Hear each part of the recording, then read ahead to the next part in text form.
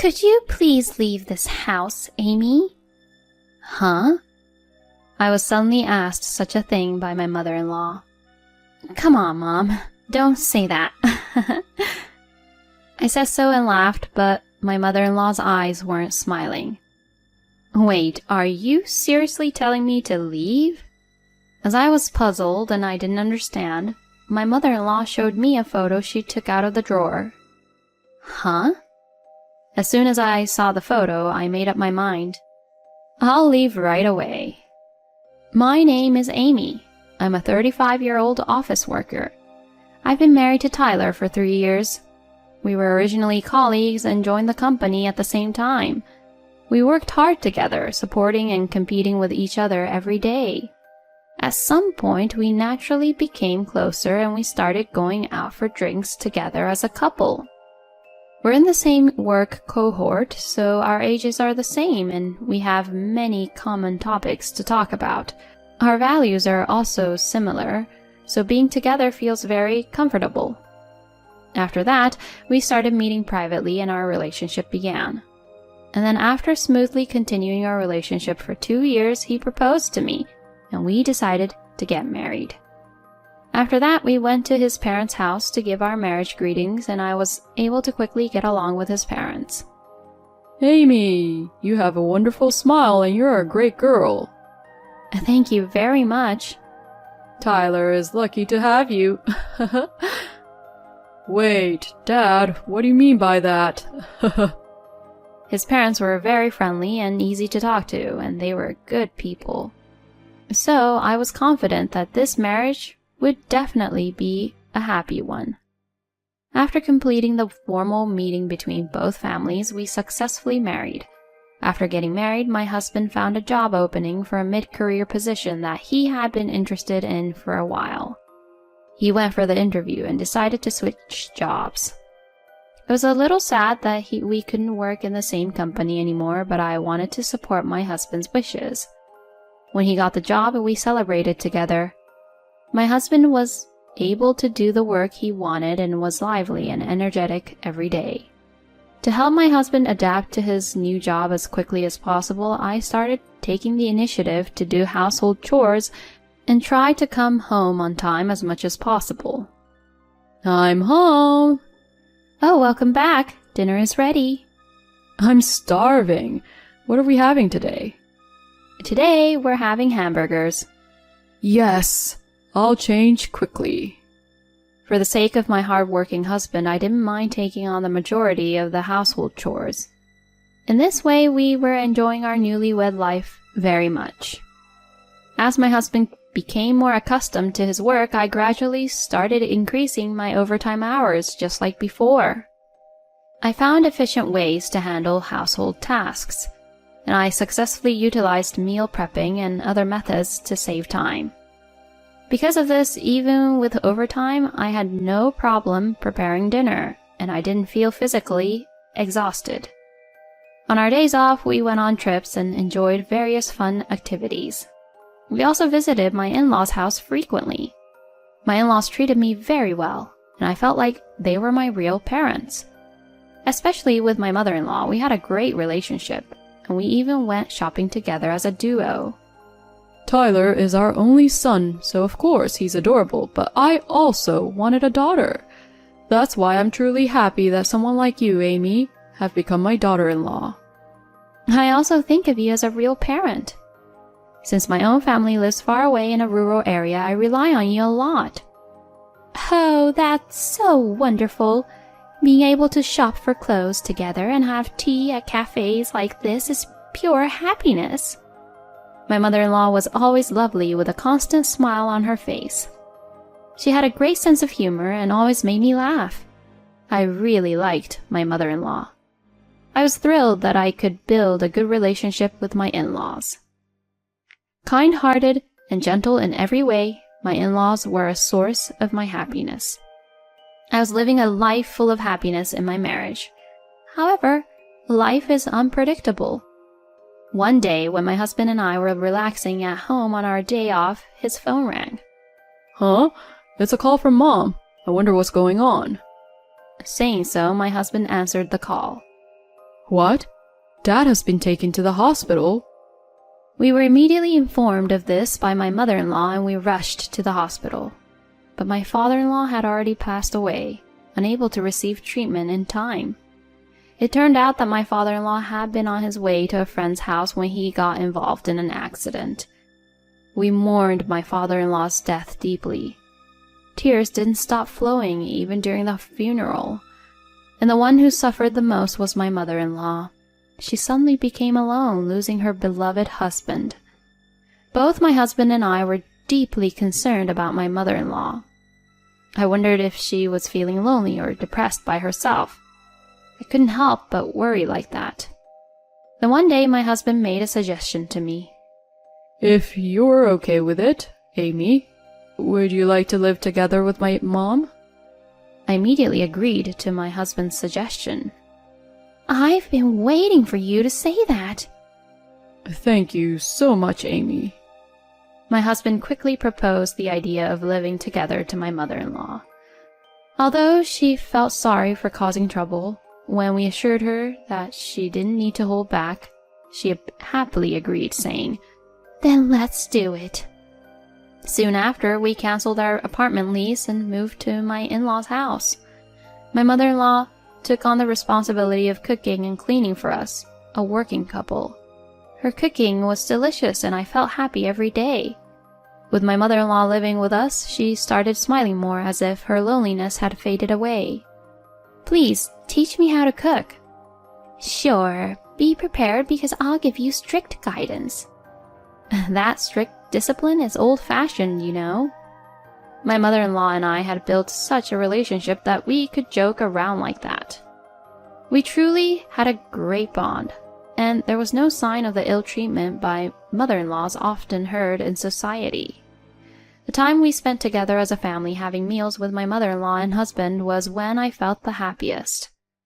Even after that, we continued to live happily, supporting each other as a family. However, amidst all that, another unfortunate event occurred. It was when my mother-in-law's health deteriorated and she required care. She had pre-existing health conditions and they had worsened recently. She became wheelchair-bound, and we had to assist her with tasks such as using the bathroom and taking a bath. After discussing with my husband, I decided to quit my job and focus on caring for my mother-in-law and managing the household. "I'm sorry, Amy. It's because of me." "What do you mean?" "You had to quit your job because of me, and now you have to handle caregiving and all the household chores alone. It must be difficult." "Mom, you don't have to worry about that. I'm doing everything willingly and with full understanding. I'll take full responsibility for your care, so please, don't worry." "Thank you, Amy." My mother-in-law felt guilty for causing inconvenience due to her wheelchair-bound condition. However, to me, she was just as important as a real parent, so caregiving was never a burden for me. From then on, I became a full-time homemaker, focusing on caring for my mother-in-law and managing the household. Since my husband is currently working as a department manager, we were able to sustain our lifestyle without any issues, even with me being a homemaker. However, recently I've noticed a slight change in my husband's behavior. I don't know how to describe it, but he has become a bit colder towards me. "Hey, we're having Italian food and minestrone soup again today?" "I'm sorry, but I change the ingredients each time." "Huh? Do you think I'll be satisfied just because you changed the ingredients? You're a homemaker, so you should be more creative, right? Shouldn't a good wife prepare different menus every day?" "Well..." I was taken aback by my husband suddenly making such remarks, and even my mother-in-law, who was eating with us, was surprised and asked my husband, "What's wrong, Tyler? Amy prepares delicious meals for us and there's no need to talk like that, right?" When my mother-in-law scolded him, my husband looked down and apologized to me. "I'm sorry, I went too far with my comment."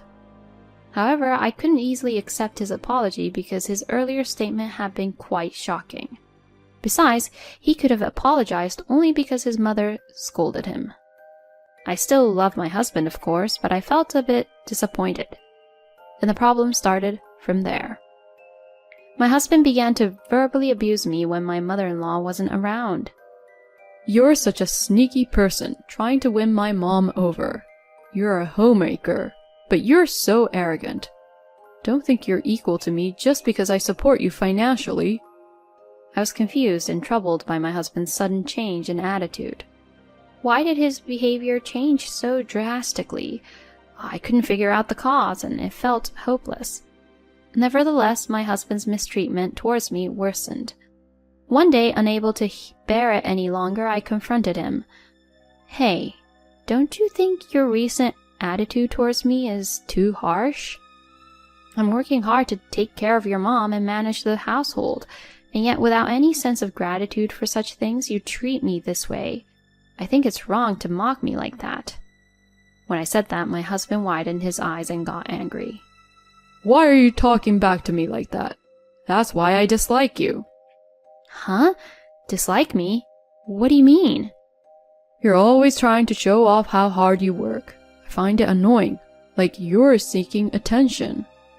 I'm not trying to seek attention or act like that. Calling me an attention seeker is ridiculous. Rather, I try my best not to worry my husband. I don't intend to convey the extent of how difficult things are for me. So why do I have to hear such things? Since the conflicts like this with my husband, our relationship has become quite uncomfortable. It seems like my husband dislikes having meals together, as he has started increasing his overtime and coming home late at night. Amy, are you okay? You seem to be struggling every day. I'm sorry, Mom. Did something happen with Tyler? It was just a minor argument between us as a married couple, but I'll resolve it on my own. I didn't want to worry my mother-in-law. Besides, I was called an attention seeker by my husband, so I couldn't bring myself to rely on anyone. However, even after that, my husband's terrible attitude towards me didn't change, and I still didn't know what to do. The stress kept accumulating as the days passed. The only time I found solace was when I was with my mother-in-law during the day. Facing my husband made me feel uncomfortable, and he would continue to insult me in various ways. I had considered divorce from my husband, but I couldn't leave my mother-in-law behind. I was deeply troubled and didn't know what to do. It was at such a time that my mother-in-law suddenly said something like this. Amy, could you please leave this house? Huh? I was suddenly told this by my mother-in-law. Come on, Mom, please don't say that. I said that with a smile, but my mother-in-law's eyes were not smiling. Wait. Are you serious about asking me to leave? Yes, I am. I want you to leave this place. Why would you say that? Was my mother-in-law treating me so coldly too? Why did I have to endure such mistreatment? At a loss for my words, my mother-in-law took out a photo from a drawer and showed it to me. I want you to see this. I think it will make you understand what I'm saying. Huh? Upon seeing the photo, I made a decision immediately. I'll leave right away. Do so. I don't want to tie you down. Don't worry about me. Saying that, my mother-in-law started packing my things. I obediently packed my belongings into a suitcase as much as I could and returned to my hometown in the countryside. After a long time, I explained to my parents the reason why I left my in-laws' house. The photo my mother-in-law showed me was of my husband entering a hotel with an unknown woman. In other words, my husband was having an affair. I couldn't forgive him for such an act. Therefore, I decided to return home and proceed with a divorce from my husband. That night, my husband came home from work and immediately called me. Hey, what's the meaning of this? Why aren't you at home at this hour? He shouted at me like that. Why? It's because I left that house, obviously. Huh? You left? You've got to be kidding me. What the hell are you doing outside the house without permission? He seems to think that I just temporarily left the house. I calmly responded to my husband like this. It's not running away from home. I'm getting a divorce from you. Huh? Divorce? My husband was surprised and yelled like that. What the hell? I won't accept that. Too bad. But whether you accept it or not doesn't matter. After all, you're having an affair. What? An affair? I'm not doing something like that. Suddenly, my husband's voice became quieter. Clearly, he was flustered. Too bad, there's evidence, including photos, so you can't deny it. It seemed like my husband understood that I wasn't bluffing. Wait. Please, wait. It is true that I had an affair, but it was a one-time mistake. I only met that person once, and I haven't been in contact with the person I had an affair with anymore. I really care about you, Amy. I'll apologize as many times as needed for the affair, so please, don't divorce me. My husband suddenly changed his attitude and pleaded with me. And furthermore, he brought up my mother-in-law, suggesting that we continue our married life together. Too bad, but it was your own mother who informed me about your affair. Huh? My mother-in-law was the first to notice the change in my husband's attitude. It seems she had secretly hired a private investigator to investigate the matter without my knowledge. After confirming the investigation results, it turned out that my husband was indeed having an affair. My mother-in-law was deeply shocked by this revelation. She had been contemplating whether to tell me or not. However, she realized that keeping silent would only cause me more pain, so she decided to inform me. I am truly grateful to my mother-in-law for informing me about the affair. I will never forgive you, and you will pay for betraying me. Goodbye, I'm hanging up now. Wait. Without giving him a chance to respond, I hung up the phone and blocked my husband's number. From that point on, I demanded a divorce from my husband through a lawyer and sought compensation from both him and his affair partner. With the evidence against him, my husband couldn't deny his actions, and he was required to pay the compensation. It turned out that his affair partner was originally just a casual fling.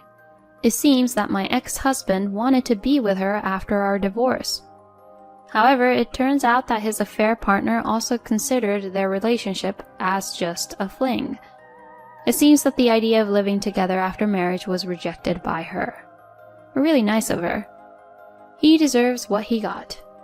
Regarding my mother-in-law, she immediately decided to move into a nursing facility in response to my ex-husband's affair. With my late father-in-law's inheritance and monthly pension, she was able to afford a decent facility. As a result, she expelled my ex-husband from the house and even sold their family home to cover the costs of the facility. My ex-husband has been completely cut off by my mother-in-law. He is solely responsible for paying the full amount of the alimony. If he fails to make payments on time, his wages may be garnished. He cannot afford to neglect the monthly payments. From now on, no matter how much my ex-husband receives cold stares from others and lives in poverty, he must continue working to pay the alimony. It's all his own doing, and it serves him right. On the other hand, after taking a short break at my parents' house, I returned to the city, found a new job, and secured a reasonably priced rental apartment. This allows me to work comfortably every day while saving money. I still keep in touch with my mother-in-law even after separating from my ex-husband. I visit her at the nursing facility regularly, and it feels like a good connection. Moving forward, I will cherish my parents and beloved mother-in-law while enriching my own life. It's truly despicable to betray one's own parents and engage in an affair. I felt a sense of satisfaction seeing my ex-husband's downfall in the end. She's fortunate to have had her mother-in-law as an ally.